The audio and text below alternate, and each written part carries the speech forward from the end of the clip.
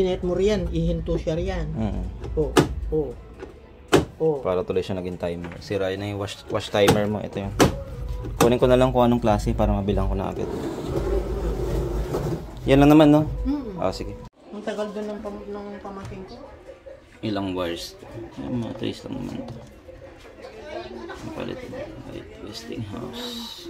Ito natin ito. Dito yung pointers. Baka hindi na tumugma ito yung mga replacement ngayon. Dito na yung off nya. Nangyayari nyan. Ayan. Pero importante match yung mounting. Ilang wires to? 1, 2, 3, 6. Tapos diretso ito.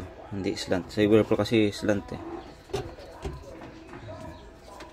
Iba-iba ba yan? Iba-iba. Maraming klase to. Lang. Ayan. Dito pala ako. Ganyan siya. Ano yung rotation niya? Oo. Mas okay ba to? Mas gusto ko yun. Kasi yung diba? Lalo na kung malaki yung lalabang mo. Ganyan lang. Wait. Ayan si Gentle. Medyo matagal yung pahinga ng Gentle.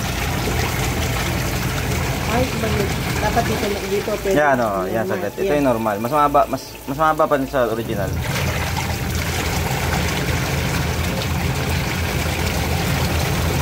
Diba? Wasiwas na talaga. Mangangalay ako.